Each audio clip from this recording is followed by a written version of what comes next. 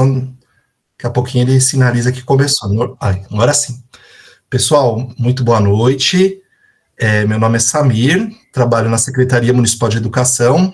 Está comigo aqui a professora Kelly, minha parceira. Nós dois trabalhamos na divisão de currículo da Secretaria Municipal de Educação, SME, coordenando um projeto que acontece na nossa rede municipal, que é a Academia Estudantil de Letras, a AEL, que é um projeto que já existe há 19 anos na rede municipal de ensino, e que, nos últimos anos, a gente tem expandido o projeto. Ele foi idealizado pela professora Sueli, a Suelizinha, como a gente carinhosamente a chama, que já se aposentou, mas sempre está conosco em várias ações do projeto até hoje.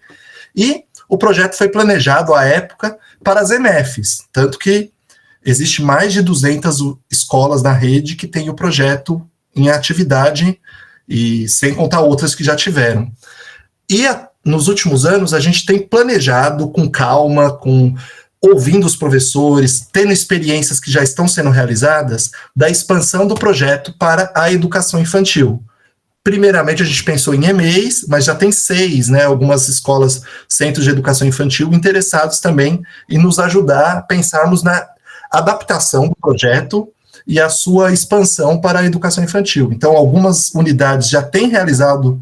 Uma já era um projeto piloto, digamos assim, na região de Itaquera, aí Meiolândia Pérez, e nesse último ano, algumas escolas têm aderido ao projeto, a gente tem acompanhado de perto, temos até um grupo de WhatsApp com os professores que estão interessados em planejar o que a gente está chamando carinhosamente de AELzinhas, né? Então, o projeto pensado para a educação infantil.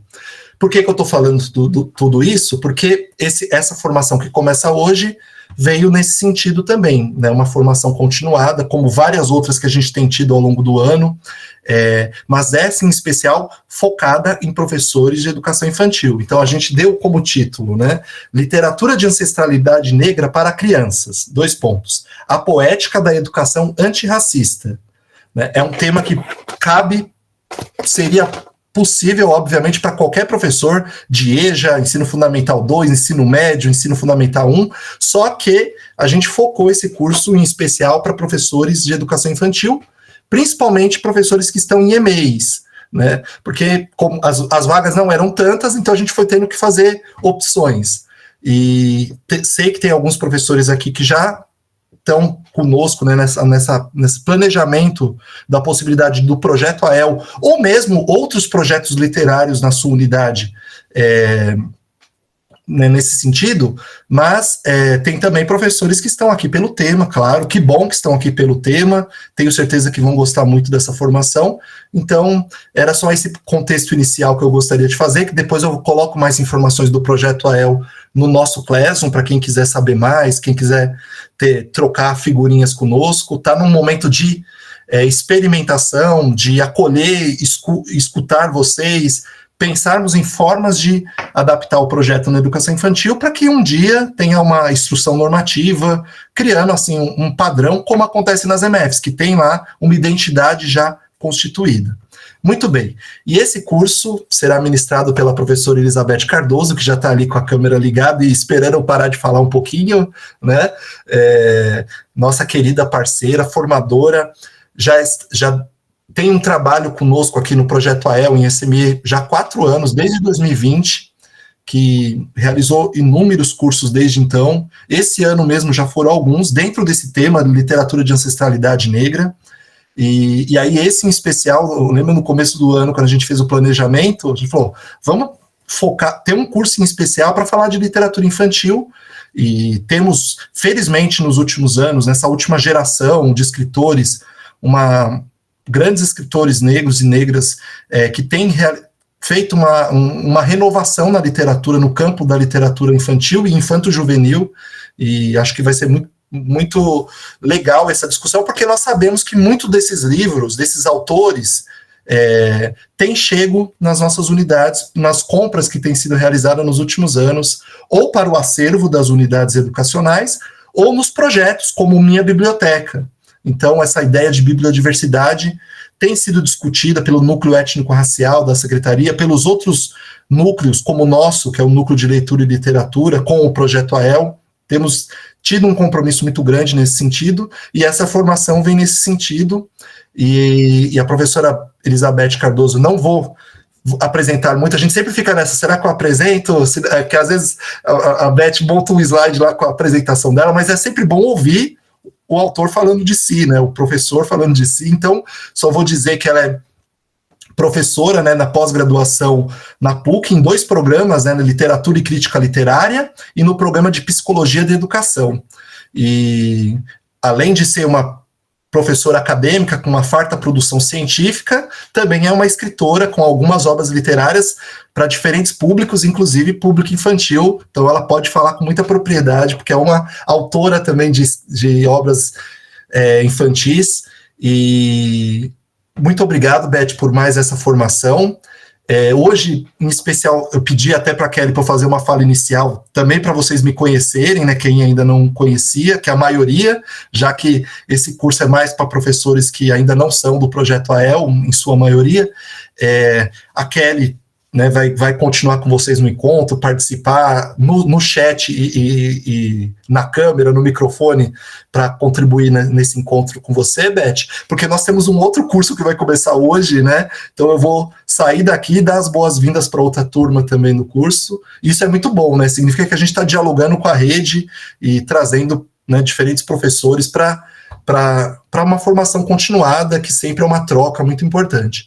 Então, Kelly, se quiser fazer também uma fala introdutória, e aí eu já agradeço, Beth, boa aula, como está gravada, depois eu vou acompanhar, mas eu vou tentar dar umas entradas depois ao longo do encontro, só para ir acompanhando um pouquinho, para ter esse gostinho, mas a Kelly que está com vocês aqui nessa ponte, tá bom, gente? É isso, Kelly? Boa noite, pessoal. Professora Elizabeth nos ouve? Eu tive a impressão, talvez, que ela tivesse travado. Sim, perfeitamente. Estou ouvindo tudo. Então é minha internet que não tá a imagem. A Kelly tá fora de São Paulo, né? É assim, né? O de manhã tava do meu lado lá na secretaria, agora tá perto da Flip, por aí, né? Já estou aqui na cidade, bem do ladinho. Terminando o curso aqui, vou já aproveitar as atividades da noite. Isso. Ô, Kelly, só seu áudio que tá um pouco longe, assim, né? Não sei se você tiver um fone, porque ficou um pouquinho de ruído, mas é isso. Beth, então, agora, boa noite, né? Tenho certeza que esse curso vai ser uma troca muito bacana e uma novidade que nesses 4 anos é a primeira vez que a gente tem um curso nesse sentido, né? Já tivemos tantas formações com tantos enfoques e esse vai ser muito especial. Muito obrigado, viu, Beth? Eu que agradeço, Samir. Obrigada por você ter vindo fazer essa fala inicial. Boa noite para todos e todas. Boa noite para a Kelly também. Eu estou bem contente da gente poder direcionar um pouco da nossa reflexão, da nossa troca de conhecimentos para a educação infantil. Esse é o meu lugar de entrada na literatura para crianças e jovens, né? Tive à frente do curso Contos de Fadas para a Educação Infantil durante 13 anos, lá no COGEAI, né? Que é um braço da PUC, e esse diálogo com os professores da educação infantil sempre me foi muito caro, assim, com muito me rendeu muitas reflexões e desperta para aspectos da literatura como um todo, né? É um público, a criança pequena, é um público que nos leva a refletir de forma ampla sobre a literatura, sobre a estética, né, sobre materialidades do livro, esse aspecto amplo que a literatura para crianças tem, para além do texto verbal, né? A criança pequena nos instiga a pensar para além do texto verbal, para além da palavra, né? Então, isso é sempre um campo muito fértil para nós todos. Então, estou bem contente aqui. Obrigada, viu, Samir? Fique tranquilo, vá cuidar do seu outro curso, e se você puder aparecer por aqui também vai ser um prazer. Professoras, professores, eu estou aqui num limiar, né? Porque eu sei que tem pessoas aqui que já acompanharam outras formações que eu dei na secretaria e outras falas minhas também, mas sei que tem algumas pessoas que também estão pela primeira vez participando, então eu vou tentar aqui não ser repetitiva para quem já me acompanha nas minhas falas, nas minhas aulas, e também vou tentar não avançar o farol para quem está começando agora essa jornada comigo. De toda forma, eu quero que vocês fiquem muito à vontade para ir me ajudando aqui, me sugerindo assim, Beth, vai mais devagar, tá muito rápido. O que você quer dizer com isso? Que conceito é esse que você está trabalhando? Que livro é esse que você está citando, tá? Vocês também vão me ajudando aqui no ritmo. Ou então, Beth, tá muito, a gente já sabe tudo isso, passa para frente, que tudo isso a gente já sabe, não temos tempo a perder. Então, vocês vão aqui me ajudando, por favor, com muita, muita abertura, porque esse nosso encontro é sobre vocês, é sobre o que faz sentido para melhorar, para ampliar, para aprimorar a mediação de literatura que vocês já fazem no dia a dia de vocês, tá bom? Então, eu vou começar a compartilhar aqui com vocês uma apresentação e não vou ter acesso. Não, apertei no lugar errado, peraí. Uma apresentação que eu preparei de modo que a gente...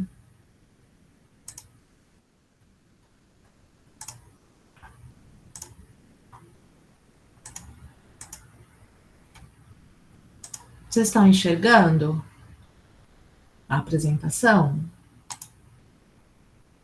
Abriu sim, Beth. Tá aqui. Abriu sim, Pro. Então eu vou tentar agora mudar de tela para ver se continua funcionando. Mudou? Sim. Ótimo. Então hoje a gente deu sorte. Então, estou começando aqui, né? Vou me apresentar um pouco, falar um pouco das minhas trajetórias. Eu sempre gosto de começar com essa foto, que sou eu, com 9 anos de idade, no primeiro dia de aula do 3º ano, na escola onde eu estudei, todo o Fundamental 1 e 2, que é parte do 2, né? Eu estudei todo o Fundamental 1 nessa escola, que é o Baima, fica ali no Itaim Paulista. Hoje esse território é conhecido como Pantanal, e Jardim Noêmia, Pantanal, né, que é onde eu nasci e vivi até ter 18 anos.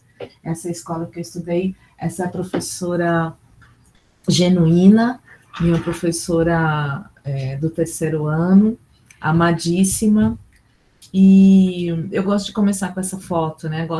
A gente está sempre falando de infância, estudando a infância, falando de literatura para crianças, então eu estou o tempo todo assim evocando essa menina e essa infância, esse território, essa infância nesse território, né? A gente vai falar bastante aqui no curso. Eu tenho pesquisado muito, me preocupado muito sobre as várias infâncias, né? Durante toda a pesquisa sobre tanto da área da pedagogia, da educação, como da área da literatura, das letras, da linguística, da história, da sociologia. Toda vez que a gente fala em infância, os manuais todos, os livros todos estão pensando em uma infância branca, de classe média, heteronormativa, né, com uma família heteronormativa, e isso exclui tantas crianças, né? Arrisco dizer que quase todas, né? Especialmente no sul do mundo, no hemisfério sul do mundo. Então, é urgente que a gente, especialmente nós que estamos aqui no Brasil, em São Paulo, que atuamos nas periferias das grandes cidades, que a gente fique atentas e atentos às várias infâncias, né? E eu sou doutora em teoria literária pela USP, com estágios na Universidade de Nova York e Universidade Complutense de Madrid. Como o Samir falou, eu sou professora do programa de pós-graduação em literatura e crítica literária e do programa de psicologia da educação, ambos na PUC São Paulo, onde eu realizo minhas pesquisas, ministro os cursos e oriento professores, oriento mestrados e doutorados. Faço a pesquisa sobre literatura infantil e juvenil, nos aspectos que abrangem os textos, as imagens e a materialidade do livro, literatura de ancestralidade negra, formação em leitura, literatura e ensino, e romances. Gente, vocês estão vendo que essa coisa, que romance romântico, ascendência negra, sabe o que aconteceu? Essa apresentação aqui, recentemente, é um parênteses, tá? Para fazer sentido, para vocês não acharem que eu estou doida. Recentemente eu estive no Chile, em Santiago, e convidada para fazer uma fala sobre literatura negra infantil, que é algo parecido com o nosso tema aqui nesse nosso módulo. E eu peguei essa apresentação e escrevi, essa apresentação está escrita em espanhol. E agora, para falar com vocês, eu rapidamente pus no tradutor para colocá-la em português. E olha o que o tradutor fez. Eu não revisei, e aí ficou com com romance romântico contemporâneo, nada disso, romance brasileiro contemporâneo, me desculpem. Eu sou líder do grupo de pesquisa e literatura de ancestralidade negra, certificado pelo CNPq PUC, sou pesquisadora de produtividade com bolsa pequena CAPES, com diversos artigos publicados e capítulos de livro, participação em conferências nacionais e internacionais, e fui coordenadora adjunta do PNLD de 2023. E, além disso, sou escritora de literatura. O romance Depois de Tudo tem uma vírgula, o livro para crianças pequenas, Tartaruga, Bartolomeu e Pluminha no Mar Sem Fim, e o livro para crianças grandes, como eu gosto de dizer, o Todo Mundo é Misturado.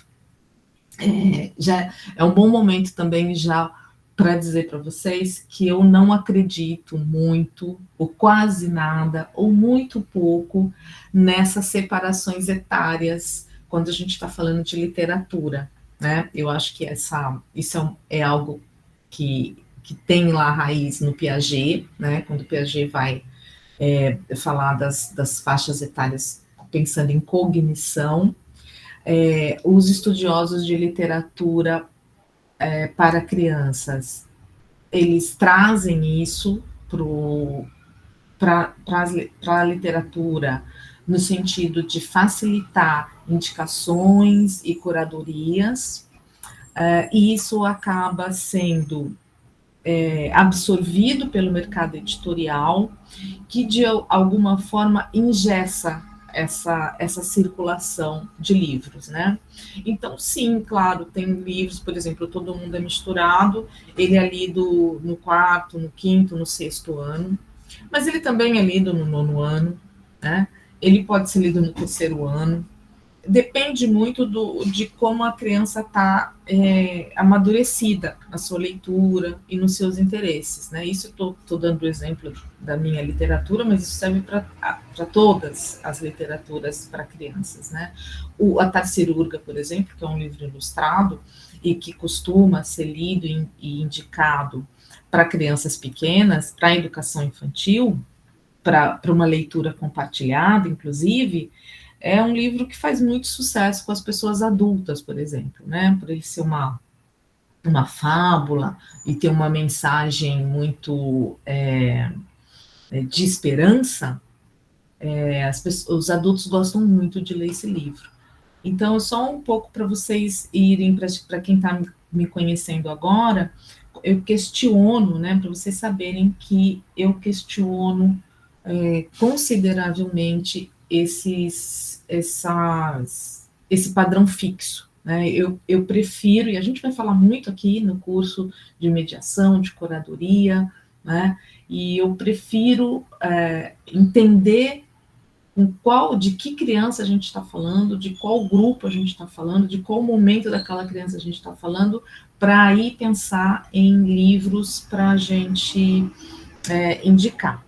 Claro que há especificidades, não estou dizendo que não, há especificidades, a questão da imagem, né, quando a gente está pensando, quando a gente pensa em criança pequena, na educação infantil, a prevalência de imagens, os textos curtos, a interação, né, da criança com o livro, mas tudo isso a gente vai falar mais para frente. E aí os meus livros teóricos, né, o Feminilidade e Transgressão, uma leitura da prosa do Lúcio Cardoso, o Literatura e Ensino, Territórios em Diálogos, que eu organizei junto com a professora Diana Navas e com a professora Vera Bastazin, e nesse livro tem um capítulo meu também, além de organizar, tem um capítulo meu. O livro, lançado esse ano, Literatura Digital para Crianças e Jovens, Teoria e Prática da Experiência Estética, organizado junto com a professora Aline Frederico, e também tem um artigo meu dentro desse livro também.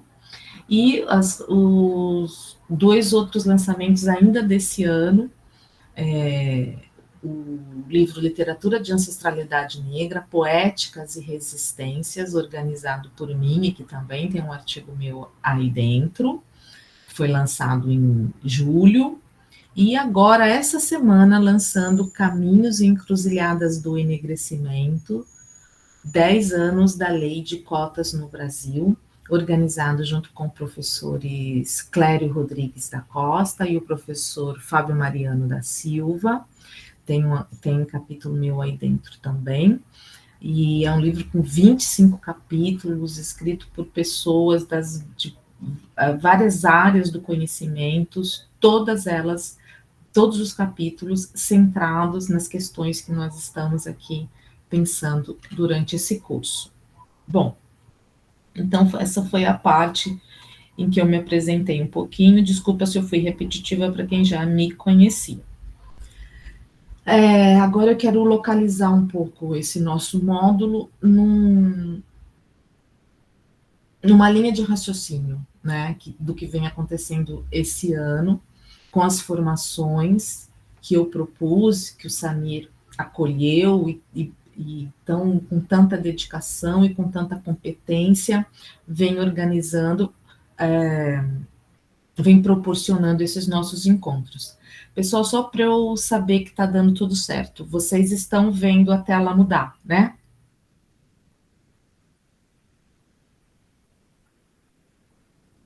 Sim. Sim.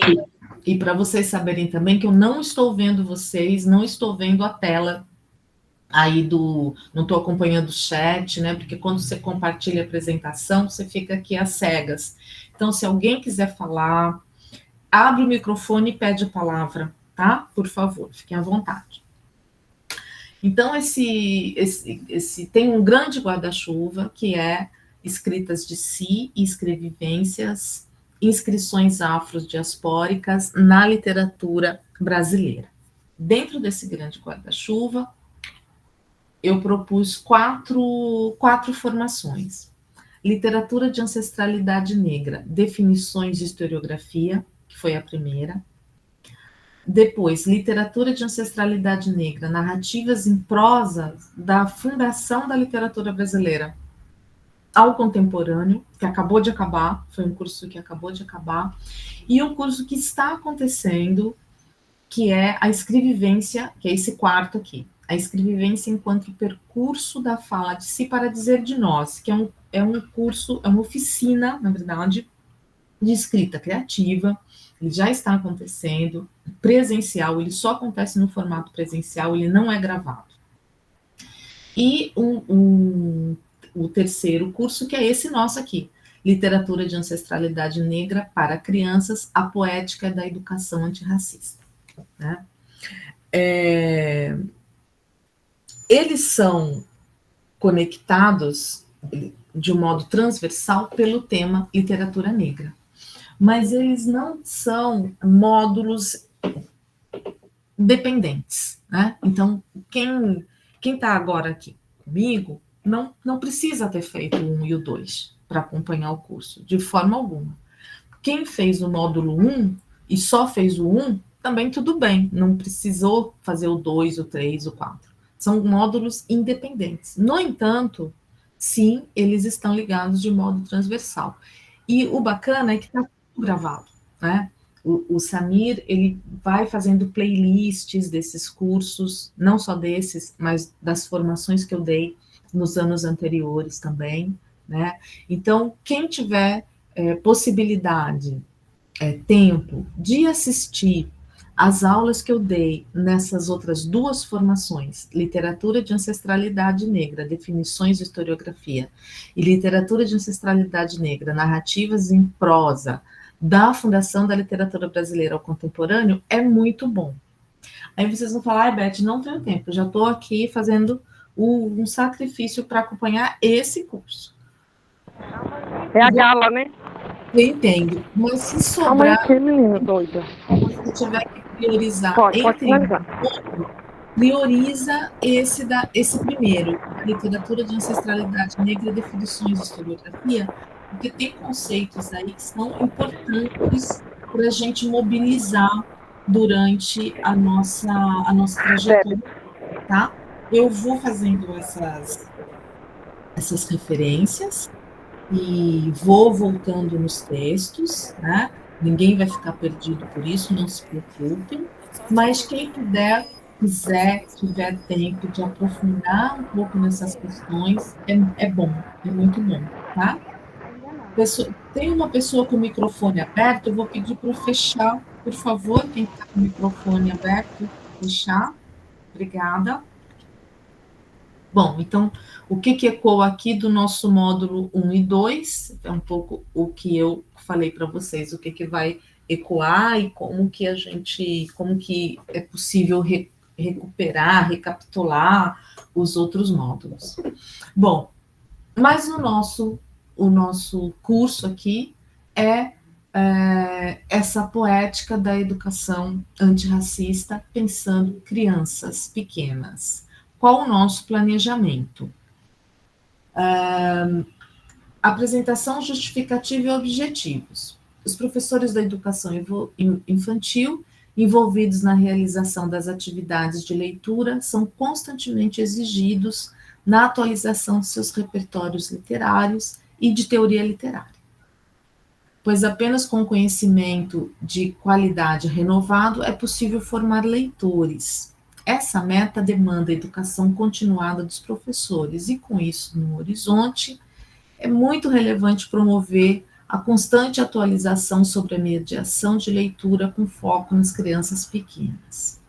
Nesse momento, faz-se urgente a abordagem de literatura de ancestralidade negra, visando a educação antirracista. Os nossos objetivos são apresentar, ler, analisar e discutir obras da literatura negra brasileira para crianças pequenas, perceber as especificidades políticas e poéticas dessas obras, estabelecer diálogo crítico com pensadores e intelectuais afrodescendentes, e com isso a gente visa contribuir de forma robusta com a formação do professor crítico comprometido com a agenda antirracista na mediação de literatura desde sempre, desde a criança mais pequena, desde o berçário, né? Então, a nossa meta aqui é mobilizar e articular conceitos sobre literatura negra, história da literatura negra no Brasil, literatura para crianças pequenas no Brasil por meio de obras literárias, livros ilustrados, livro-imagem, livro-objeto.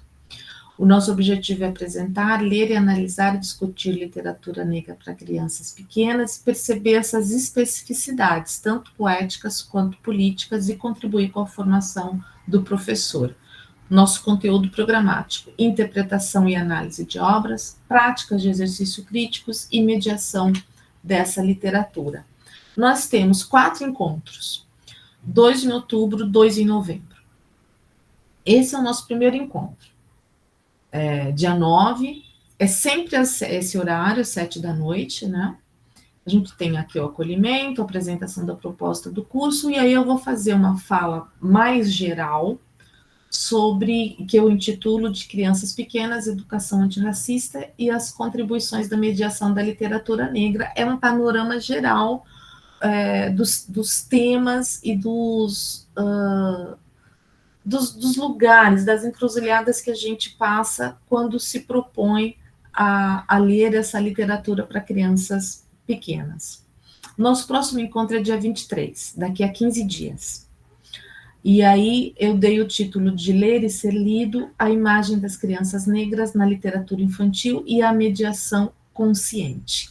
Nós vamos analisar obras juntas, né, e pensar sobre essa literatura e essa imagem que a literatura infantil constrói sobre crianças negras. Em novembro, dia 13, literatura negra para crianças pequenas. Aí eu vou centrar no tema da curadoria, né, que é a escolha desses livros. E no dia 27, que é o nosso último encontro, eu vou centrar na questão da mediação, né? Então, hoje a gente faz um panorama geral. No próximo encontro, a gente faz um exercício de leitura. Depois a gente vai focar na curadoria e na mediação. É uma tentativa de fazer uma linha de raciocínio com um atravessamento teórico, com um atravessamento de reflexão, mas também de análise da poética dessa literatura, de como selecionar quais livros oferecer e como fazer essa mediação. Beth, eu duvido que em quatro encontros vai dar para a gente falar tudo isso. Eu também duvido e não estou prometendo que a gente vai falar de todos os aspectos e cobrir esse universo tão rico e multidisciplinar que é essa literatura negra, essa literatura antirracista, essa mediação antirracista. Mas eu acho que vai dar para a gente, sim, colocar conceitos importantes, vai dar para a gente, sim, estabelecer parâmetros importantes para esse exercício crítico e para essa mediação antirracista, né? Eu tenho pensado muito, né, esses dias, preparando aqui o nosso módulo e enfim, também parte da minha pesquisa enquanto professora, educadora, pensadora, preocupada com essas questões, né? O que seria meu objetivo principal aqui com vocês, né? Com esses 4 encontros, porque a gente se vê diante de tantas obras, né? Fiquei muito contente de ver o imenso acervo que vocês têm hoje na rede, né, de obras preocupadas com essa questão, que abordam essa questão, quais trazer aqui para o nosso curso, né, quais, assim, fazer uma lista, uma curadoria, né, que é uma das nossas aulas sobre isso, e eu quero muito, assim, pensei, né, que o caminho mais profícuo é conseguir dar ferramentas para que vocês possam ler qualquer uma dessas obras, né? Ferramentas que possam ser ferramentas de leitura, né? Se a gente não gosta dessa palavra ferramenta, a gente pode usar a palavra recursos de leituras, caminhos de leituras, que possam ser aplicados, que possam ser desdobrados em todos os livros que vocês têm acesso, né? Então, acho que é um pouco isso que eu estou querendo trazer para a gente aqui. O curso tem uma referência bibliográfica extensa, porque eu quero também aqui estimular em vocês a pesquisa, né? Não apenas a pesquisa para fazer planejamentos de aulas e dar as aulas, mas a pesquisa em si, né? Eu quero estimular muito vocês ao mestrado, quem já fez o mestrado ao doutorado, né? Para quem já fez o mestrado, já fez o doutorado, quero estimular vocês à escrita de artigos científicos, à escrita de livros, porque eu acredito integralmente, tenho falado isso, quem me acompanha sabe, eu falo isso sempre que tenho oportunidade, se eu não tenho oportunidade, eu invento oportunidade só para falar, eu acredito muito de que o professor, todo professor é um pesquisador, todo professor é um intelectual, todo professor é alguém que produz conhecimento, mas nem todos os professores ou poucos professores têm a oportunidade de organizar o seu conhecimento, organizar a sua experiência acumulada em livros, em artigos. Isso é uma pena, porque é um conhecimento valioso que fica só com a pessoa, né? Então, a gente tem que fazer esse conhecimento, o conhecimento de vocês, de cada uma de vocês, tem que circular, para que uma aprenda com a outra, e especialmente, quem vem atrás, que as novas professoras, os novos, e veja, o que vocês escrevem, o que vocês vão escrever, não é de interesse só da pedagogia, já seria enorme isso, mas não é só da pedagogia, é de interesse de quem estuda editoração, né? É de interesse dos editores de livros para criança, é de interesse de autores de livros para criança, é de interesse de ilustradores de livros para criança, né? De tradutores, de revisores e também de mediadores que estão fora da escola. A gente sabe que hoje tem um grande mercado de leitura e de mediação de leitura que avança para fora da escola, nos centros culturais, nas bibliotecas, nas praças, né, nas livrarias, nas redes, né, YouTube, por exemplo. Então, quem sabe disso são vocês. Quem sabe como mediar um livro são vocês, professores, né? Todos os outros aí que eu citei aprendem observando o professor trabalhar. Então, eu quero muito também estimulá-las a organizar, a escrever e divulgar o conhecimento que vocês têm acumulado. Então, por isso que eu estou aqui trazendo um campo de referência amplo, que é para não se preocupem, não vai ser exigido toda essa leitura, mas eu acho legal que vocês fiquem com essas referências. Outra coisa que eu quero destacar dessas minhas referências é que ela é afrocentrada, né? Então, aqui a gente tem uma predominância de intelectuais negros e negras, né? Pensando sobre as questões da literatura negra. E isso não é habitual, né? A gente costuma frequentar cursos em que o pensamento é eurocentrado. Então, é importante que a gente faça essas referências circularem. E aí tem a bibliografia complementar. Aí vocês vão ver que aqui está eurocentrada, mas ela é complementar, tá? Ela vai falar sobre literatura e questões literárias de um modo geral. Muito bem. Aqui, nesse momento, eu entro na minha fala de hoje, mas abro um pouquinho, vou até...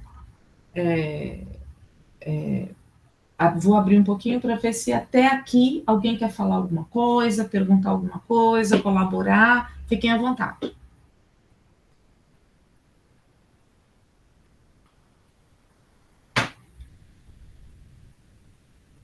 Oi, Juliana, se você puder abrir o microfone, porque a professora Beth não está com acesso ao chat.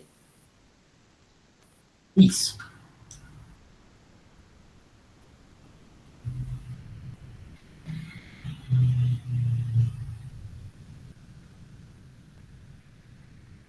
A Juliana, a professora Beth, colocou no chat quer fazer um movimento de publicação sobre literatura para as infâncias.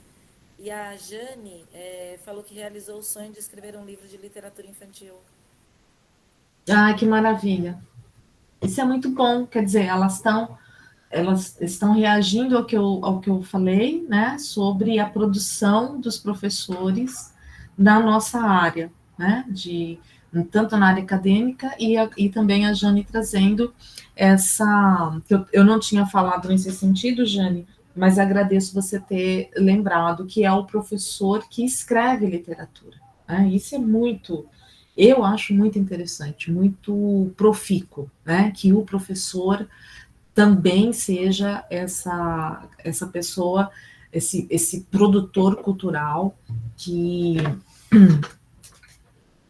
faz o conhecimento circular também em livros, né, e não apenas na sala de aula. Vamos lá, então, Kelly, se eu continuo sem acesso aí ao chat, se você achar pertinente, pode me cortar a qualquer momento, por favor. Então, eu quero trazer aqui algumas reflexões. Eu dei o nome assim: Crianças Pequenas, Educação Antirracista e as Contribuições da Mediação da Literatura Negra, pensando em ações para transformação efetiva. Eu vou trazer aqui algumas ideias, algumas reflexões minhas que vão nos nortear para as leituras e os debates que vamos ter nos próximos encontros. Opa!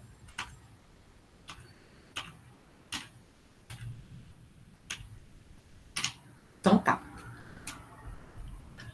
Uma reflexão sobre a importância do não limitar a discussão sobre racismo a datas específicas. Isso é algo que eu gosto de colocar desde o início, né? Novembro, a gente costuma dizer que é o mês da paciência negra, ele está chegando, né?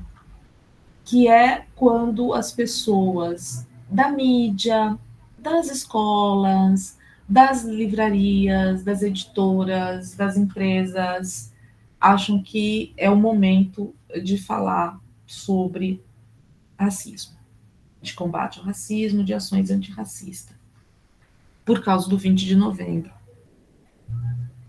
dia que a gente comemora a consciência negra e Zumbi do Palmares, e celebra Zumbi de Palmares. Ótimo, excelente. Não sou de forma alguma contra o mês de novembro. O problema é que as pessoas concentram tudo no mês de novembro, muitas vezes para atender uma demanda legalista ou de marketing, e no dia 1 de dezembro, pronto, ninguém mais pensa nisso. Acabou, não se fala mais, não tem mais ações, é como assim, como se dissesse, já cumprimos o nosso dever. Então, eu gosto sempre de chamar a atenção de que a gente tem que explorar a presença contínua do racismo no cotidiano e a necessidade de ações permanentes, né? Ou seja, o racismo, ele é todo dia, 24 horas por dia, né? E a necessidade de termos ações permanentes é também de todo dia, 24 horas por dia. Não é uma ação, não é um evento, não é uma palestra, não é uma formação, não é a adoção de um livro. Muitas vezes você vai em escolas em que as crianças têm lá selecionado pela coordenação, pela professora, enfim, pelo sistema, 10, 12 livros por ano. Um é de questão racial, que é o livro que se lê no terceiro bimestre, que é o que coincide, né, com ser esse, ou no quarto bimestre, enfim, dependendo do esquema de cada escola, que é o bimestre ou o trimestre em que tem novembro. Então, a gente precisa romper com esse lugar. A outra questão é a construção de uma escola antirracista, é algo que precisa de apoio. Isso não se dá com uma pessoa. Então, eu vou aqui trazer como que parâmetros para a gente pensar educação antirracista com base numa literatura e numa mediação antirracista. Então, a primeira ação que eu gosto de pensar é sobre isso que eu estou comentando com vocês, que é colocar esse aspecto para a discussão dos pares, reavaliar suas ações e repensar esse ciclo de datas comemorativas. É muito importante levar a questão para todos os atores, todos os envolvidos, pois a transformação deve ser da comunidade escolar como um todo. Claro que cada um tem seu tempo, mas o movimento, o desejo de construir uma escola antirracista deve ser de muitos, na impossibilidade de ser de todos, sabemos disso, deve ser de muitos. Então, vamos pensar na comunidade escolar de cada uma aqui, né? Na escola onde você trabalha, ou na qual a sua criança estuda. Lá tem uma comissão antirracista, ela congrega funcionários, gestores, professores, alunos e famílias. Quais ações ela está operando? De que modo você participa ou pode ajudar? A instituição está de fato apoiando essa comissão? Né? Então, essas questões, vocês vão falar, Beth, mas o que isso tem a ver com literatura? Tem tudo a ver, gente, tem tudo a ver. E eu sei que muitos e muitas aqui vão concordar comigo. Às vezes, um professor sozinho, que vai trazer um livro de literatura negra, um livro de ancestralidade negra, que, por exemplo, trabalhe com os orixás, com a mitologia, com a filosofia, com a cosmopoética da ancestralidade africana, ela enfrenta muitas vezes uma resistência de outros professores, de famílias, né, de alunos, porque ele está sozinho, ela está sozinha ali. Então, é muito importante também que a gente tenha sempre no horizonte que, quando a gente está falando de poética, quando a gente está falando de literatura, quando a gente está falando, sim, de literatura para crianças pequenas, nós também estamos falando e fazendo política antirracista. E aí é importante, em todas as oportunidades, ampliar isso para outras pessoas também virem trabalhar e ouvir e participar, né? Fica mais fácil para todo mundo e mais eficaz. Uma segunda ação que eu sugiro sempre é abordar a afrociência, a afroarte e a afrofilosofia o ano inteiro e de modo transversal, transdisciplinar, né? Então, explorar o tema África em sua amplitude e complexidade. A África não é una, não é uniforme. Cada região, país, nação, povo tem as suas especificidades, saberes, idiomas e histórias, né? Então, a gente precisa urgente parar com essa questão de achar que o continente africano é um só, né? Que a África é uma só. Há vários países ali, várias culturas, vários idiomas, né, envolvidos. A África também é tecnologia, a África também é cinema, a África também é natureza, e a história, é muita história, né? Então, a gente precisa ampliar também nossas sensibilidades e nossos repertórios. E aí, matemática, geografia, história, línguas, literatura, filosofia, química, física, artes visuais, artes do corpo, entre tantas abordagens, podem se beneficiar da produção milenar e contemporânea do conhecimento africano, né? Vamos pensar, eu gosto sempre de propor esse método, né, que é o pensar de modo reverso. Digamos que o mês de abril fosse dedicado à cultura europeia. E só no mês de abril, as escolas lessem os filósofos, os pensadores, os matemáticos, os escritores, as lideranças europeias fossem citadas. E nos outros meses, nenhuma palavra sobre cientistas e artistas europeus. Seria estranho, né? Então, o mais indicado é que a escola inclua referências afrocentradas em todas as disciplinas e materiais didáticos.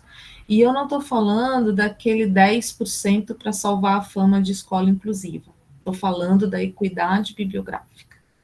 Né? É para além da diversidade, é equidade. E é por aí que a gente vai barrar no epistemicídio negro, que a Sueli Carneiro muito bem nos ensina. Né? Quer dizer,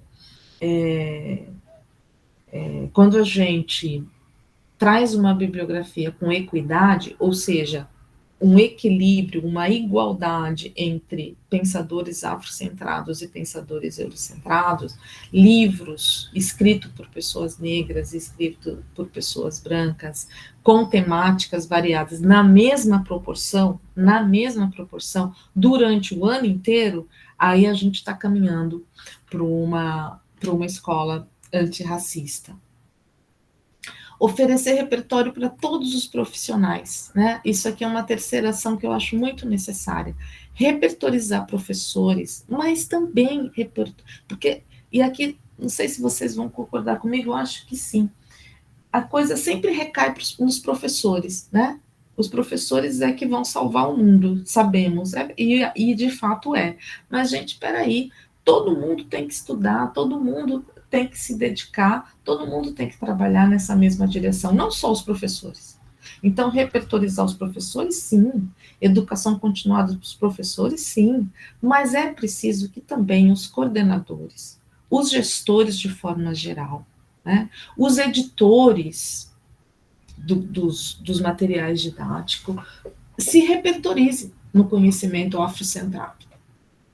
Se os profissionais responsáveis por produzir e aplicar o material didático, os livros de apoio, os livros de literatura, as curadorias dos materiais envolvidos, os planejamentos de ensino, os currículos, etc., não tiverem repertório afrocentrados e racializados, fica quase impossível que as demais ações que eu estou trazendo aqui aconteçam de modo adequado. Então, é conjunto, é comunidade, e isso é bem afrocentrado, né? Pensar em comunidade, em ações coletivas. Em última análise, eu estou falando de um investimento institucional, comunitário e individual em leituras, reflexões e diálogos com bibliografias e intelectuais afrocentrados. E não em um curso de 10 horas não é um curso de 10 horas que vai resolver a questão. É necessário o aperfeiçoamento e a atualização contínua.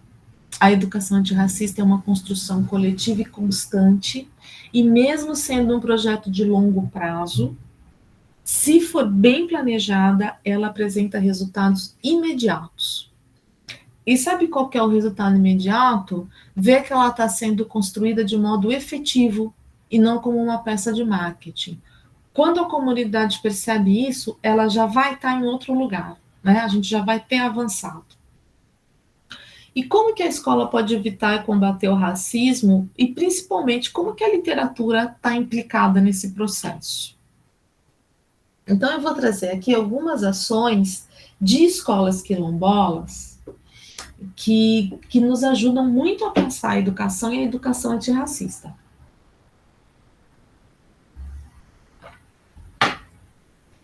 Uma ação. Eu vou trazer, acho que são 7 ou 8, né? Que eu estou destacando aqui hoje com vocês. Mais um. Preservar sua liberdade, sua vida e lutar por justiça social. A filosofia quilombola é, antes de tudo, uma filosofia vivenciada de liberdade e de proteção dos mais necessitados. Vale a pena a gente lembrar que os primeiros quilombos abrigavam também indígenas e pessoas brancas empobrecidas e excluídas da sociedade. Vou citar aqui Abdias do Nascimento, abre aspas. Os quilombos são uma das primeiras experiências de liberdade das Américas, Fecha aspas. Olha que coisa bonita da gente pensar que os quilombos nos ensinam, a cultura quilombola nos ensina. A liberdade. Preservar a liberdade, preservar a vida, lutar por justiça social é o primeiríssimo valor do quilombo. E como é que a gente traz isso para a nossa sala de aula? Como é que a gente traz isso para a nossa mediação de literatura? Vamos pensar em liberdade do leitor? Vamos pensar nessa atitude de um leitor que se sinta seguro, que se sinta com todas as possibilidades de movimentar esse livro, de utilizar esse livro, de escolher esse livro e ler esse livro, né? Veja como é que eu fico desdobrando conceitos macros para pensar esse micro que é o nosso fazer cotidiano, formar leitores, tá? Uma outra ação, viver em comunidade. Isso é muito importante para o quilombo. E é isso que a gente faz em sala de aula, né? A gente vive em comunidade com as nossas crianças. Diz a filosofia Ubuntu, eu sou o que nós somos. Isso rege a cultura quilombola e resgata a essência de ser uma pessoa com consciência de que é parte de algo maior e coletivo. Somos o que somos através de outras pessoas e não podemos viver plenamente se estivermos sozinhos. Esse princípio nos auxilia, nos rege, nos conecta demais com o nosso fazer de professores e de educadores e de mediadores de literatura. O nosso ler é em comunidade, né? Terceiro, respeitar as especificidades de cada grupo. Olha que princípio lindo, quilombola, que ecoa demais para o mediador de literatura. Respeitar as especificidades de cada grupo. Quando a gente for pensar especificamente lá no terceiro encontro sobre curadoria, a gente vai falar muito sobre isso, sobre as especificidades, né? Não há apenas um modo de ser uma escola quilombola, pois a primeira regra é valorização da comunidade em questão. E cada comunidade tem sua história, seus princípios e suas prioridades. Então, a gente pode imaginar que uma escola quilombola rural não terá as mesmas prioridades que uma urbana, assim como tem diferenças entre uma escola do Ceará e outra do Rio Grande do Sul. Aprendemos com este princípio a valorizar as especificidades de cada grupo e cada indivíduo por meio do diálogo, da observação e do respeito mútuo. Então, essas três... Então, vamos concentrar aqui. Respeitar a especificidade de cada grupo, manter o diálogo, a observação e respeito mútuo são os alicerces para a gente fazer a curadoria de literatura para as nossas crianças, né? Então, escapar da padronização imposta muitas vezes pelas editoras, pelas políticas públicas, muitas vezes pela coordenação, que não está em sala de aula, que não sabe com quem é a criança que você está lidando ali todo dia. Então, o professor, a professora, o educador, ele tem que ser a figura que zela pelas especificidades do seu grupo. Uma quarta ação, uma quarta lição que a escola quilombola tem para nos dar: aprender a diferenciar o bem viver do viver bem. E aqui estou citando o Nego Bispo, né? Antônio Bispo dos Santos, num livro dele, Somos da Terra. Ele vai dizer assim, abre aspas, bem viver é viver de forma orgânica, e viver bem é viver de forma sintética. Compreendemos que há um saber orgânico e um saber sintético. Enquanto o saber orgânico é o saber que se desenvolve desenvolvendo o ser, o saber sintético é o que se desenvolve desenvolvendo o ter. Somos operadores do saber orgânico e os colonialistas são operadores do sintético. né? Então, ele está falando aqui da diferença entre ser e ter, né? E como na cultura quilombola o importante é o ser. Agora, vamos pensar isso em literatura. Vamos pensar isso em mediação de literatura, que é o que eu faço o tempo todo, sabe? Eu leio as teorias, leio os filósofos, aprendo com eles e imediatamente me pergunto como é que eu aplico isso na formação de leitores? Como é que isso pode me ajudar na mediação de leitores, sabe? Às vezes você lê um texto muito abstrato, uma reflexão muito ampla, aparentemente longe do seu fazer cotidiano, mas não está, não. Está bem próximo e pode te ajudar muito. Então, veja isso, por exemplo, né? Como é que a gente pode fazer uma mediação centrada no bem viver, centrada no ser, né? E eu acho tão provocativo isso, porque a gente tem, eu pelo menos tenho visto, né? As pessoas e as instituições se perdendo no ter livros, no acúmulo de livros. Mas está lendo? Está fazendo uma leitura de qualidade? Né? Qual o impacto de ler com uma turma 10, 12, 15, 20 livros? E ler um ou dois livros com profundidade? Como é que a gente pode pensar isso, né? Os impactos de uma leitura focada nesse orgânico, nesse saber orgânico, nesse saber comunitário. A gente tem que ficar muito atento com isso, né? A gente vive nessa cartilha, nesse manual capitalista colonialista do ter, do acúmulo, né, da quantidade, do rápido. E o que está ficando disso? Né? Especialmente quando a gente está pensando em infâncias, que é um momento, isso deveria ser para a vida toda, mas a infância é especificamente esse momento da contemplação. E o quanto a gente tem roubado de contemplação das nossas crianças, né? O quanto as crianças têm que ficar nesse lugar da produtividade. Isso me parece, quero ouvir vocês sobre isso, mas me parece algo que vai contra a ideia de leitura, especialmente para crianças pequenas, na educação infantil, né? É preciso esse tempo do contemplar o livro, o material mesmo, o livro, né?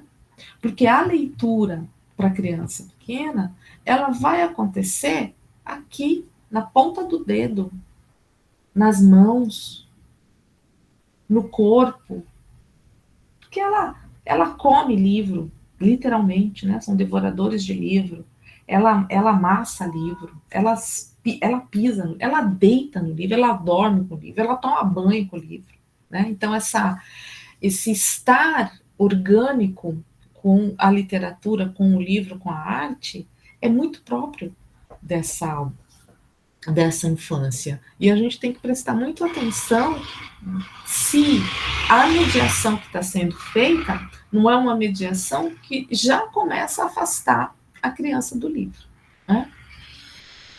Um quinto ponto, valorizar o saber ancestral.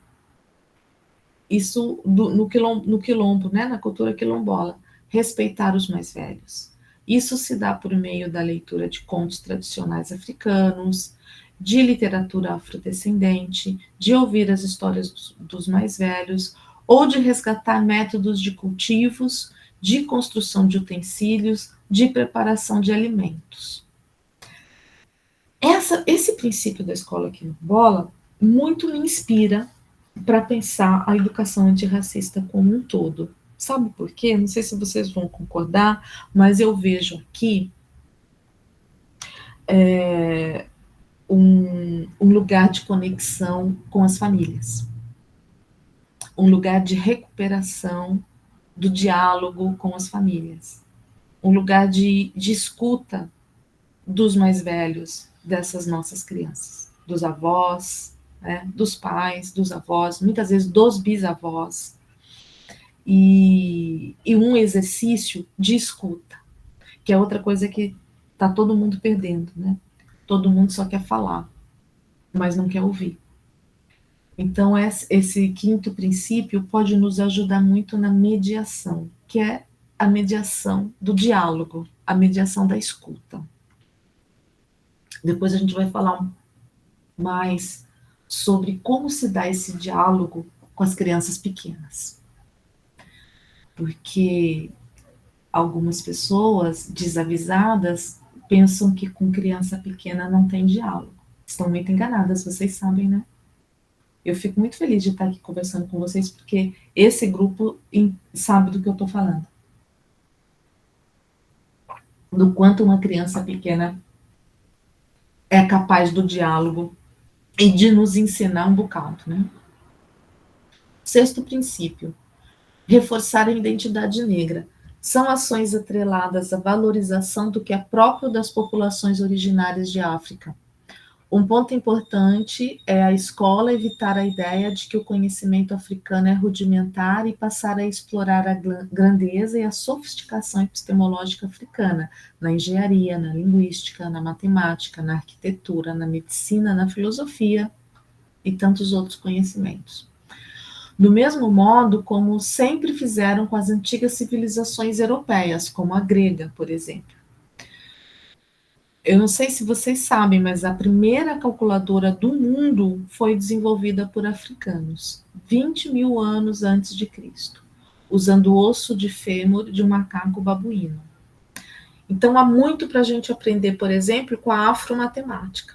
Eu até tenho um link no Guelé 10, no site do Guelé 10, que vai trazer várias referências dessa etnomatemática. Não sei se vocês estão familiarizadas com a etnomatemática, mas é encantadora, algo que pouco se fala, e eu convido vocês a pensar um pouco sobre isso.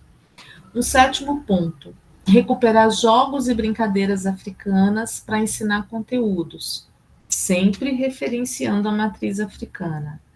As brincadeiras africanas mais conhecidas no Brasil são terra-mar, que é de Moçambique, mamba, que é da África do Sul, banhoca, que é do Zaire e Zâmbia, kudoda, que é do Zimbábue, e elas estimulam a memória, a consciência corporal e o trabalho em equipe. Tem uma apostila de brincadeiras africanas produzida pela Daniela Alfaia da Cunha e o Cláudio Lopes de Freitas, dois pesquisadores, também lá no site do Guelé 10, a gente pode ter acesso a essa apostila, né? Apostila de Jogos e Brincadeiras Africanas e Afro-Brasileiras. Tem toda a história de cada brincadeira, a localização e como brincar. E aqui é algo que é importante para mim, e lá naquela referência bibliográfica tem até artigo meu falando sobre isso. Eu associo muito o brincar com o ler. Eu vejo muito a leitura e a brincadeira como o mesmo gesto, né? E vejo muito o brinquedo e o livro com esse mesmo gesto. A gente vai falar mais sobre isso durante os nossos encontros. Vamos lá para os últimos princípios quilombolas que podem nos ajudar nessa mediação. Recordar e ensinar linguagens africanas, além das artes do corpo, das artes visuais, é possível explorar as línguas africanas e suas permanências no português brasileiro. Valorizar a cultura matriarcal. Muitas comunidades quilombolas são de raiz matriarcal. Levar a perspectiva da mulher para as discussões sociais, políticas e éticas pode ser o caminho para muitas descobertas. E aqui na literatura negra infantil, a gente vai ter muitas personagens meninas, né? Especialmente com a temática do cabelo. Isso vai aparecer muito para a gente. Então, essa valorização do que é feminino e que é tão importante para a nossa sociedade, não é? Nesse contexto que a gente também está de combate à violência contra a mulher, né? E da igualdade de gêneros, como é importante a gente já, desde a primeiríssima infância, evidenciar e valorizar as mulheres, né? 10. Valorizar e conscientizar a relação com a terra. Os quilombolas são guardiãs de saberes ancestrais sobre a mineração e o plantio de alimentos, passando pela celebração da vida com danças e festas tradicionais que marcam o fim do plantio ou da colheita. Recuperar e praticar algumas dessas ações pode ser significativo. Por exemplo, manter uma horta comunitária com base nessa tradição. Como que isso nos auxilia com a mediação de literatura? Quando a gente vai mediar literatura, especialmente na educação infantil, a gente pode e deve levar o livro para outros espaços. Ah, mas vai sujar, mas vai perder, vai mesmo. Vai sujar, vai perder. Livro é assim, precisa ser reposto. Não é para um exemplar de um livro, não é para durar uma vida toda, né? Ele tem uma vida útil e tem que ser reposto. Os gestores, os administradores dos acervos, eles têm que ter em vista tanto a reposição de exemplares quanto a variedade de títulos, né? Então, permitir com que a criança explore, né, tenha essa valorização ecológica, com o seu lugar, com a terra, e que a literatura também, a literatura e o livro saia desses espaços institucionalizados, convencionais, né, da sala de aula, da mesa, da cadeira, do lugar higienizado, né, do lugar perfeito para ler. Isso é muito importante, sabe por quê? As nossas crianças, elas, nas casas delas, elas não têm o lugarzinho certinho, bonitinho, não tem um gabinete para elas lerem. Muitas vezes não tem nem um sofá para elas lerem, né? Vai pegar aquele livro na escola, porque a escola é o lugar onde a criança vai ter acesso à literatura, vai levar para casa, e ela não pode chegar lá com essa informação de que ela precisa ter um lugar específico, planejado para ela ler. Ela tem que ler onde der. Ela lê no chão, ela lê na cama, ela lê na cama que ela compartilha com 3, 4 irmãos, né? Vai ler, sim, comendo, e aí vai sujar o livro porque está comendo, e tudo bem, né? Então, entender de uma forma mais orgânica e menos aburguesada o lugar onde a criança circula com seus livros e com as suas leituras é muito importante para nós. E, por último, valorizar seu território. Último princípio quilombola que eu estou aqui destacando para a gente hoje. Como a educação quilombola é integral, não compartimentada, a arquitetura, a ocupação espacial da escola é muito importante e deve ser pensada para favorecer o aprendizado em grupo e em contato com a natureza. É quase que um item complementar ao item 10, né? A educação quilombola e os princípios quilombolas não vão pensar os espaços de modo fatiado, né? De modo com essas separações todas. E isso faz sentido para todos nós, mas faz um sentido enorme para a educação infantil, né? Como as crianças precisam estar em lugares não compartimentados, precisam transgredir espacialmente para existir, né? E como que a literatura vai circular nisso? Como é que a gente vai, ao invés de transformar isso num empecilho, colocar a criança nesse lugar de necessidade de transgredir para poder existir como leitor, como é que a gente inverte esse raciocínio e deixa isso como convite? E deixa isso como uma possibilidade, e dessa forma atrair as crianças para próxima da leitura e da literatura. São questões que eu estou colocando aqui de modo muito amplo, né, assim, para esse primeiro encontro já nos colocar nesse lugar da reflexão, né? A filosofia Ubuntu, que nos ensina sobre os benefícios da partilha e da solidariedade. O maior ensinamento da cultura quilombola é sobre aquilombar, promover proteção e conexão de solidariedade. E é assim que toda escola deveria ser, um lugar de refúgio, amparo, paz e segurança para o desenvolvimento pleno de todos e todas em benefício da comunidade. É assim que eu vejo a escola e é assim que eu vejo, que eu penso que a literatura pode contribuir para esse lugar de refúgio, de amparo, de paz e de segurança, né? Aqui é incontornável evocar o princípio 1, a pedra fundamental da AEL, né, que é a cultura de paz, quando a Suelizinha, nossa queridíssima Suelizinha, tem essa ideia genial de promover a AEL, pensando nesse lugar, na escola como esse lugar, né, bem dentro dessa filosofia Ubuntu, promover promoção e conexão de solidariedade. A literatura é esse terreno.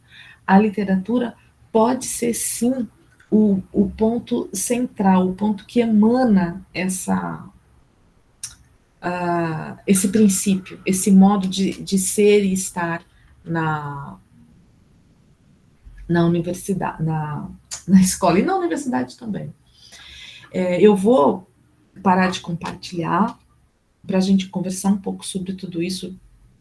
Falei muito sozinha aqui, joguei várias ideias, imagino o quanto vocês querem também falar sobre esses pontos, mas hoje, vou deixar para vocês uma primeira tarefa, e aí eu peço atenção aqui, a gente não entre em pânico, a gente volta nessa tela daqui a pouco, mas eu vou deixar essa tarefa aqui para vocês, de indicar 3 obras de literatura negra para crianças pequenas, e aí eu quero essa indicação nesse formato aqui.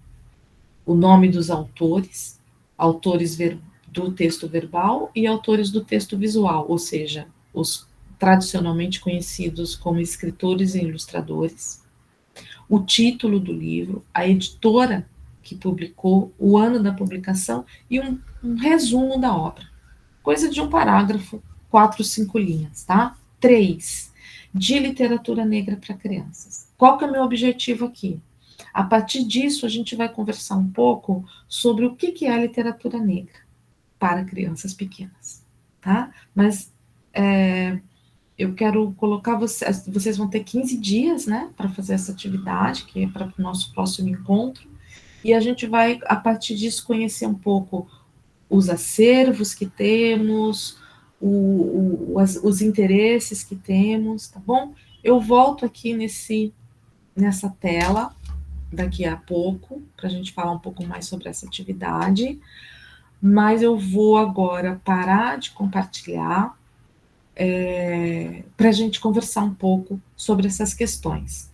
Durante a nossa conversa, se alguém tiver vontade que eu tiver necessidade de que eu volte a apresentação em algum desses pontos para a gente conversar de modo mais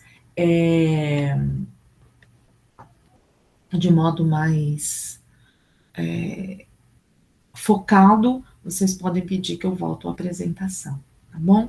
Mas eu queria ouvir um pouco vocês. O que ressoa, como é que tudo isso ressoa em vocês, nesse momento? Boa noite, Elizabeth, tudo bem? Meu nome é Cristina. Uhum. Eu gostei muito da parte que você falou sobre ética e matemática, porque, para mim, é uma coisa que eu nunca tinha escutado falar. A gente se foca bastante no livros com personagens negros, literatura, mas na matemática a gente, pelo menos eu, não tinha conhecimento. Achei muito legal o que você falou sobre a criação da primeira calculadora. Se você puder falar um pouquinho mais sobre a etnomatemática. Não, eu não. A etnomatemática é uma curiosidade para mim também, sabe, Cristina? Porque a minha área é letras, é literatura, né? Mas pesquisando sobre infâncias negras, né, e pesquisando sobre como a África pensa a infância, como a África pensa a criança, eu me deparei com esses outros conhecimentos, né? E depois fui numa banca da matemática recentemente de uma pessoa, uma doutoranda do curso de matemática, me chamou, fui convidada para uma banca em que ela pesquisa a etnomatemática como caminho para o ensino da matemática também. Então, veja, todo esse movimento, ele não está acontecendo só nas letras, ele está acontecendo nas outras áreas de saberes também. Não é algo que acontece apenas nas ciências humanas. As ciências exatas, as ciências biomédicas, elas também estão atentas, estão se abrindo para os conhecimentos afrocentrados. E sabe o que me estimula muito a pensar essas questões, Cristina? É que convencionalmente muito se fala que as nossas crianças têm dificuldades, né, de aprendizado, que agora em época de eleição, então a gente escuta cada absurdo, né, que as crianças estão todas analfabetas, que as crianças não estão lendo, que as crianças... Ai, dá até uma preguiça, né? Aí também tem sempre esses, os provões, né, os sistemas de verificação se as crianças estão aprendendo ou não, né? E parece que, invariavelmente, tem uma avaliação negativa, né? Das nossas crianças. E eu fico sempre pensando nos métodos dessas aplicações, nos critérios, no que é a prioridade, né? E nos nossos métodos de ensino. E o que seria, veja, são só hipóteses, né? Estamos conversando aqui livremente. Como seria se a gente colocasse todas essas perspectivas de um modo afrocentrado? Ou se a gente colocasse essas perspectivas com os saberes indígenas, com os saberes ancestrais dos povos originários, né? Será que isso ecoaria nas nossas crianças como algo que faz mais sentido? Será que o conhecimento chegaria para elas de modo menos abstrato? Né? Quantos aqui já não ouviram dos seus alunos e dos seus filhos? Nem sei para que eu estou estudando isso, não faz sentido nenhum. Né? Então, a etnomatemática para mim é um pouco essa possibilidade também, sabe? Eu sempre tento, Cristina, sair das minhas zonas de conforto, né? Então, eu estou fazendo todo um raciocínio e acumulando leituras, né, sobre a literatura afrocentrada. Então, eu gosto também de pensar em ciência afrocentrada, em matemática afrocentrada, mas não são minhas áreas. Eu não tenho condição de falar para você aqui sobre a etnomatemática, mas olha, esse link, que inclusive que eu citei na minha fala, que está lá no Guilherme 10, e que a Kelly fez a gentileza de colocar aqui no chat, não sei se você viu, clica lá e lê esse artigo, e lá tem uma bibliografia ampla que vai te levar para mais informações sobre a etnomatemática.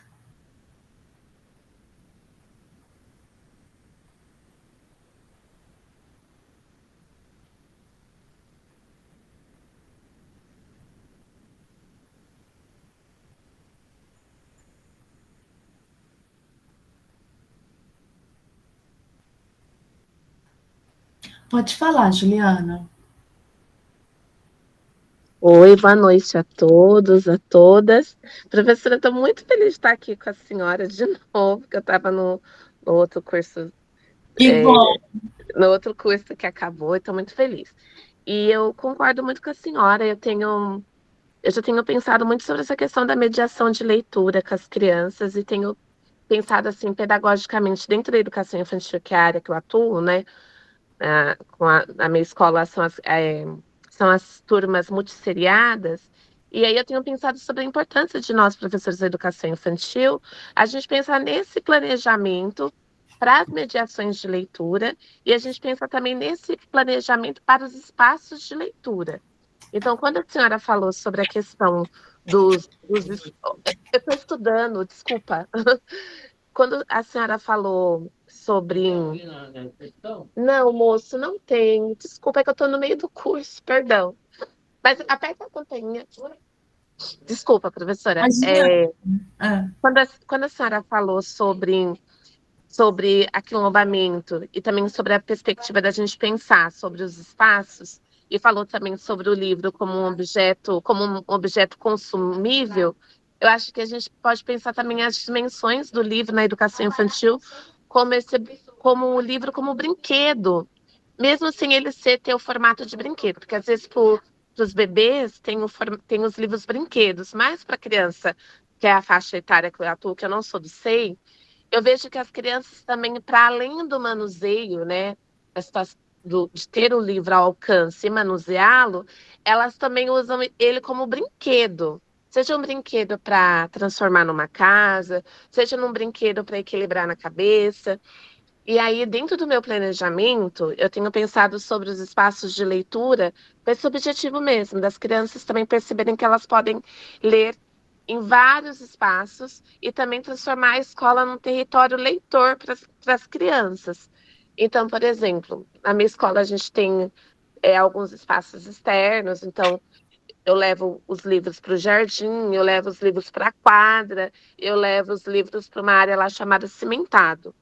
E as crianças, elas também sempre estão manuseando os livros. Então, nesses espaços, tem outras linguagens que elas podem acessar a partir da gramática do espaço, mas eu vejo que sempre elas estão ali com os livros também. Elas fazem todas as outras coisas, mas elas sempre dão uma paradinha ali no espaço da leitura. Isso tem me alegrado muito. E uma coisa que eu tenho feito também é, nas mediações, gravar, porque as crianças, elas trazem coisas assim muito preciosas e coisas que a gente não consegue depois assim trazer a memória. Então eu tenho um grupo lá no WhatsApp e aí que é comigo mesma e aí eu vou gravando. E eu também tenho pensado nessa questão da literatura, dessas categorias que a senhora falou, que eu também partilho da mesma ideia, que é essa literatura que fale sobre o continente africano, né, para a gente desmistificar padrões, estereótipos, né, e velhas concepções eurocêntricas. Essa questão afro-brasileira, e aí eu penso também sobre a importância da gente, através da literatura, apresentar os heróis e as heroínas que fazem parte da história do Brasil, né? A editora Mostarda tem trazido essa literatura falando de algumas personalidades. E também eu gostei muito de conhecer o conceito da literatura negro-afetiva da Sônia Rosa. Então, quando eu tenho feito o meu planejamento, eu tenho pensado muito nesses tópicos, né? Quais são as literaturas que eu levo para a mediação e também pensando em espaços de leitura.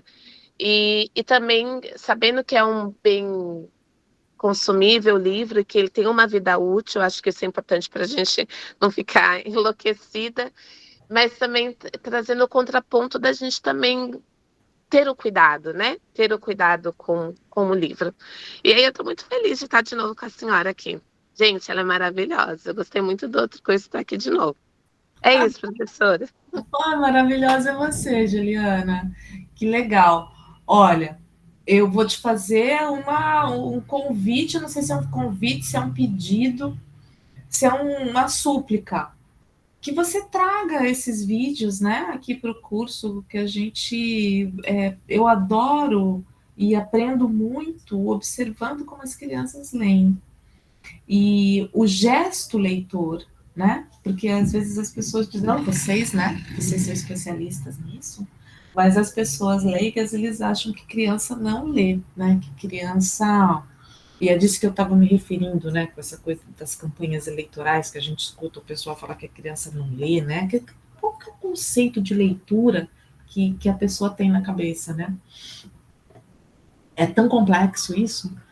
E então esse gesto leitor que a criança pequena tem é maravilhoso, né? E é encantador de como elas estão virando a página, de como explora a capa, contra capa, de como sabe o que é imagem e o que é texto, de como muitas vezes no balbúcio ela já vai trazer a entonação da leitura, né? Tananá, tananá, cá, né? Porque ela já viu o mediador lendo. Em alguns momentos o mediador vai dar uma entonação de suspense. Elas ainda não dominam palavras, né? Não está assim com o vocabulário estabelecido, mas ela vai buscar essa sonoridade do suspense, a sonoridade da graça, né? Vai fazer marcação de silêncios, com o seu corpo, com sua voz. Que ela não só está lendo, como ela está fazendo a mediação da leitura, né? Então, se você puder compartilhar alguns vídeos, alguns trechos aqui com a gente, vai ser maravilhoso, porque é um momento de muita delicadeza, de muita sensibilidade, a gente, quando a gente recebe a mediação da criança, né? Da criança pequena, quando ela quer ler para a gente, e de fato ela lê. E como é que a gente vai, como é que a gente recebe isso? Como é que a gente interpreta isso, né? E esse ensinamento que as educadoras, os educadores têm que dar para os pais e para as famílias, né?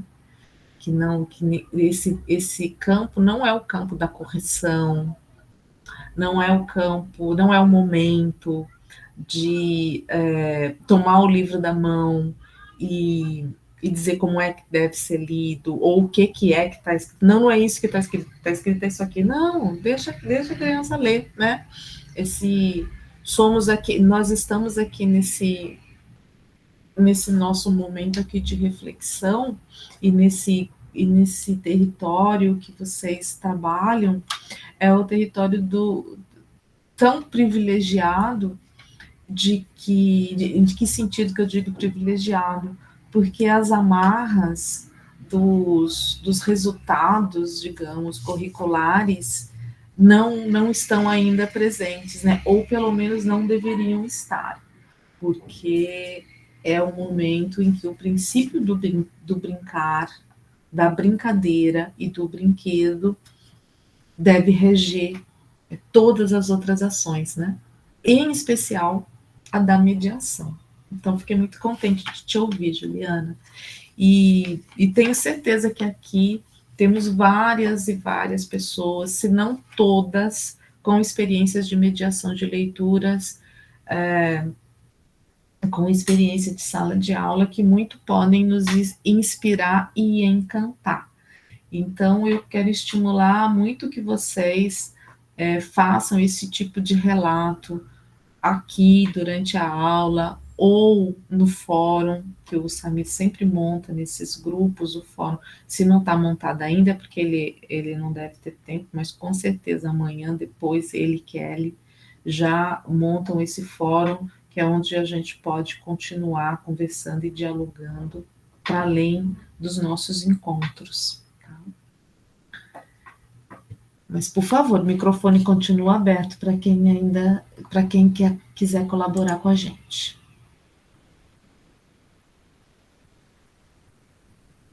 Boa noite. Oi, Silvana. Deixa eu abrir a câmera aqui, peraí.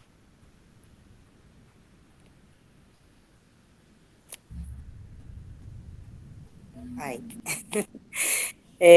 Eu gostaria de compartilhar também, né?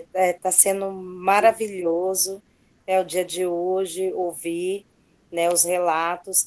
E assim, lá também com a minha turminha, muito bacana, que no começo eu tinha essa preocupação também com a vida útil dos livros, então a gente ficava preocupada, falava, vamos cuidar dos livros e tudo. Aí, às vezes, conversando com eles, não, mas olha, você amassou. Aí, um dia, uma criança falou assim para mim, mas, Pro, eu não estou estragando o livro. É que eu preciso abrir para eu ver. Eu quero ver as figuras. Aí ele falou assim: mas eu tenho dificuldade de passar essas páginas porque elas são muito fininhas, né? Então, ali naquela hora, eu pude refletir porque assim. Nem sempre eles estão estragando. Ali ele estava explicando que é uma tentativa, né? Ele estava com uma tentativa de folhear, né? De poder ali ver as figuras. E aí depois, né? Depois dessa fala, aí assim deixei eles mais livres. Também fiquei menos preocupada com essa, né? Esse cuidado todo. E agora sim está sendo muito bacana porque todos começaram a folhear. No começo eles amassavam mesmo, chegou até a rasgar. Agora eles já estão folheando com muito mais cuidado, né? E eles estão tão felizes de fazer, né? De ter essa experiência, né? Pegando, manuseando os livros, que eles pediram para os pais, né, para trazer livros para a escola. Aí eles trazem, todo dia uma criança traz um livro e pede para eu ler, né, e fala que trouxe para compartilhar com os amigos. E muito bacana, as crianças ficam super felizes, né? Depois até agradece, bate palma, né? Quando as crianças trazem. Então está sendo assim uma experiência muito gratificante. E agora eles já estão começando pegar os livrinhos, né? E aí eles falam assim, professora, eu que vou contar essa história. Aí ela fala assim, do meu jeitinho, tá? E aí começa, aí eu falei, tá, aí como que vai ser? Como que você vai contar? Ela, porque eu tô vendo aqui na figura. Então aqui está acontecendo isso, não tá? E aí pergunta para mim. E aí eu vou deixando, vou deixando. Então, assim, começou com uma, duas. Então, assim, já 30% das crianças foram no embalo e estão já fazendo a mesma coisa, né? Então, assim, eu acho que está sendo uma experiência maravilhosa. No começo a gente acha que não vai dar certo, que eles querem só destruir, e não, é uma tentativa deles ter esse contato, né? E aí hoje vendo os relatos aqui, nossa, eu fiquei maravilhada. Eu falei, poxa, né, a gente está no caminho certo, né? Obrigada pela oportunidade. Obrigada a você, Silvana, por compartilhar com a gente. Obrigada. Sim, estamos no caminho certo. O que a gente vai fazer aqui nesses. Vocês estão me ouvindo? Parece que eu congelei. Consegue me ouvir, Beth? Sim. Voltou. Beth, consegue me ouvir? Consigo. Porque você está falando há muito Não, eu tempo? coloquei o fone, e Não. aí, quando eu coloquei o fone, você não me ouvia. Então, era só para confirmar. Então, se eu coloco o fone, você não consegue me ouvir. Tem alguns comentários no chat, mas agora você consegue acessar, né? Tá tudo muito maravilhoso, Sim. as contribuições. Era só para tirar a dúvida mesmo, viu? Obrigada. Eu fiquei com medo de você estar falando há muito tempo e eu não estar te ouvindo. Não, eu chamei. Não, eu tô vendo aqui os comentários, né? A Daniele falou sobre a contemplação, né? Ela está mencionando o que eu falei sobre contemplação. Isso. Talvez seja um ponto interessante. Quando estava com o slide.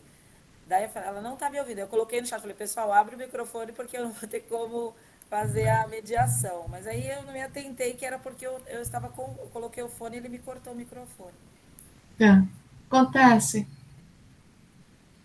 Eu estou lendo aqui os comentários. Fiquem à vontade também tanto para escrever quanto para. E aí o pessoal vai acompanhando também o chat. Agora, essa questão da contemplação, eu acho bem central, né? O quanto isso está sendo roubado de todos nós e também das nossas crianças, né? O contemplar. E quando a gente vai falar em leitura, em mediação, em presença da literatura na educação infantil, a gente tem que pensar, tem que promover e tem que dar o tempo da contemplação, né? A criança leitora é um ser de contemplação.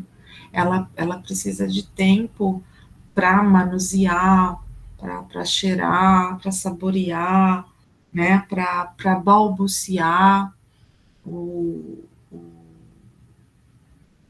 deixa eu ver aqui o que está falando no chat. Esses livros, né? Não apareceu para mim. Esses 2 últimos. Mas, enfim, olha, o que nós vamos fazer aqui? Nós vamos avançar um pouco mais nas nossas leituras de literatura para crianças na educação infantil, com o olhar antirracista e com a especificidade da literatura negra. Então, nós vamos pensar, do ponto de vista poético e literário, em personagens, né? Como é que a gente acessa e como é que a gente faz a mediação de personagens da literatura negra para crianças, claro. A configuração de tempo e espaço, muito importante nessa literatura, que tende muitas vezes para uma suposta abstração, mas sempre tem espaço, sempre tem um espaço sugerido, né? Então, que espaço é esse? Como a criança pode ler esses espaços? O ponto de vista do narrador, né, o foco narrativo. Que foco narrativo é esse? Que ponto de vista é esse que conta as histórias para as crianças? Né? Como é que a gente pode explorar isso? E como é que a criança percebe esse narrador? O tempo, né? A gente está predominantemente num tempo mágico, no tempo da fábula, no tempo mitológico, ou a gente também está num tempo histórico? Como é que a criança pequena absorve e dialoga com essas referências? Muitas vezes, o mediador de literatura para criança da educação infantil não se dá conta desses elementos. Acham que esses elementos são das literaturas para crianças grandes e para adultos. Tem gente que acha que nem para criança grande, para criança em geral, nada disso está valendo. Mas, gente, tudo isso está valendo. Os livros, os bons livros de literatura, eles são pensados, planejados, escritos, desenhados, projetados, pensando em todos esses aspectos, em todos esses elementos da narrativa. E quando a gente faz a mediação para criança pequena, a gente tem que levar tudo isso em conta também. Né? Não é porque é criança pequena que você pega o livro displicentemente, né, lá do seu acervo e lê. Simplesmente abre o livro e começa a ler. Mas espera, qual a análise que você tem daquele livro? Qual é a sua leitura sobre aquele livro? Qual é a sua intenção ao ler aquele livro? Por que aquele livro e não outro? Né? Então, eu observo que muitas vezes falta essa intencionalidade, tanto na curadoria quanto na mediação de literatura para crianças pequenas. Como que se o fato delas serem pequenas, qualquer literatura vale, porque é só para entreter. Mas a gente pode estar perdendo uma grande oportunidade de formação de leitor, de formação de repertório e de sensibilização para a sociedade antirracista. Então, o que a gente vai fazer aqui, nesses encontros, é ler literatura de literatura de educação infantil, literatura para crianças pequenas, com intencionalidade poética e política, né? Que são abordagens não muito frequentes na literatura, na mediação de literatura para crianças na educação infantil. Bom, nós temos mais alguns minutinhos, não sei se alguém quer colocar algo, mas eu vou voltar lá na tela dessa tarefa que eu estou propondo para vocês. E deixo o microfone aberto para perguntas sobre a tarefa, quem tiver com alguma dúvida, por favor. Todos estão vendo essa tela do que é para fazer?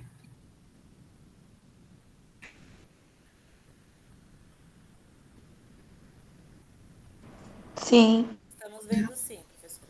Ótimo. Então, essas 3 obras aqui, vocês vão pesquisar tanto no acervo pessoal de vocês, o que vocês têm em casa, quanto o que vocês têm acesso nas escolas, nas bibliotecas, nas salas de leituras, enfim, no que tem na escola de vocês, tá? É para ser uma indicação de livros que você tem em mãos, tá? Não é assim, ir na internet e pesquisar.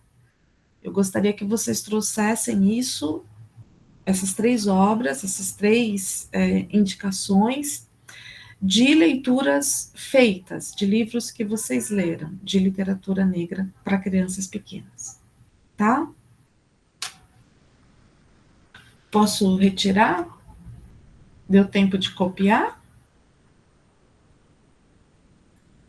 Depois a gente pode colocar lá no mural do Google Classroom. Pode, sim, com certeza. Para acessar depois, não tem problema. Com certeza. Então, isso fica para vocês, para entrega no nosso próximo encontro, onde a gente vai também alinhavar comentários e o que a gente aprende com esse exercício, especialmente esse conceito de literatura negra para crianças pequenas. O que será que é isso, né? Será que basta ser um livro com personagem negro? Será que é isso? Então vamos articular melhor esse conceito aqui entre nós, e também vou trazer um livro para nossa análise aqui conjunta, de modo a chamar a atenção de vocês para como os elementos da narrativa estão ali articulados com a função de se conectar com as primeiras infâncias. Tá bom? Pode falar, Cristina. Essa tarefa é para nós trazermos para a próxima quinzena, ou a gente coloca lá no Google Classroom? Ou só fala quando a gente estiver na próxima aula? Tudo isso é para colocar no fórum, é para trazer na próxima aula, é para falar na próxima aula. A ordem que você vai fazer isso, não sei, mas até a próxima aula tudo isso vai acontecer, né? Então vocês têm até o dia 23 para colocar no fórum, e no dia 23 a gente também vai compartilhar aqui entre nós, tá? E vocês também vão falar das suas indicações. Mas a data limite é o dia 23.